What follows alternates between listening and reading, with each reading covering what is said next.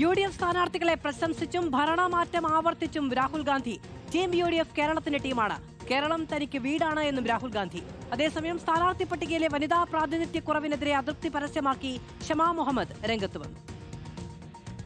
കേരളത്തിലെ കോൺഗ്രസ് സ്ഥാനാർത്ഥി നിർണയത്തിന് പിന്നാലെ പൊട്ടിത്തെറികൾ തുടരുമ്പോഴാണ് കേരളം ജയിക്കും UDF നയിക്കുമെന്ന പോസ്റ്റർ രാഹുൽ ഗാന്ധി പങ്കുവച്ചത്. UDFിലെ ഓരോ സ്ഥാനാർത്ഥിയും ജനാഭിലാഷങ്ങളുടെയും വിശ്വാസത്തിന്റെയും പ്രതിഫലനമാണെന്ന് രാഹുൽ എക്സിൽ കുറിച്ചു. പരിചയസമ്പന്നരായ മുതിർന്ന നേതാക്കളും മാറ്റം ആഗ്രഹിക്കുന്ന യുവാക്കളും ഉൾപ്പെടുന്നതാണ് UDF സ്ഥാനാർത്ഥി പട്ടിക.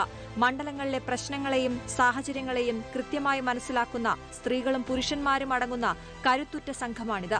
ഓരോ സ്ഥാനാർത്ഥിയും ജനങ്ങളുടെ ശബ്ദമാണെന്ന് രാഹുൽ ഗാന്ധി വ്യക്തമാക്കി.